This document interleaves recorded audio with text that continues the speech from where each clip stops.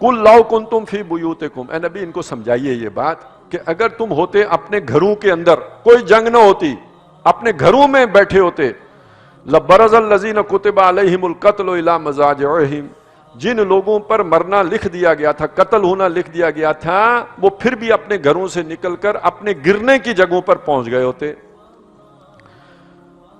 وَلِيَبْتَلِيَ اللَّهُ مَا فِي صُدُورِكُمْ وَلِيُمَحِّصَ مَا فِي قُلُوبِكُمْ، تاکہ اللہ تعالیٰ تمہارے جو سینوں میں ہے اس کو، اس کی آزمائش کر دے، اور تمہارے دلوں کی اللہ تعالیٰ صفائی کر دے۔ یہ دو چیزیں علیحدہ علیحدہ یہاں پہ آئی ہیں۔ اچھا، ہم صفائی کے لیے کیا کرتے ہیں؟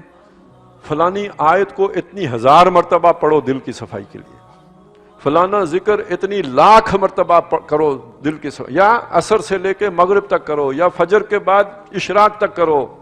ہم نے تو صفائی کو بھی بہت آسان کر لیا ہے نا، ہماری صفائی مشینی صفائی ہے، یعنی صرف زبان سے ہوتی ہے۔ اللہ تعالیٰ نے صفائی میدان جنگ میں کی ہے۔ اور یہ نوٹ کریں کہ جب اللہ تعالیٰ آپ سے دنیا کی امامت کا کام لینا چاہتا ہے تو وہ صفائی میدان جنگ کے علاوہ کہیں نہیں ہو سکتی۔ حزب اللہ میدان جنگ میں بنتی ہے، اکیڈمیوں میں نہیں بنتی، خانقاہوں میں نہیں بنتی، وہ کہیں اداروں کے اندر نہیں بنتی، مدارس میں نہیں بنتی، وہ میدان میں بنتی ہے۔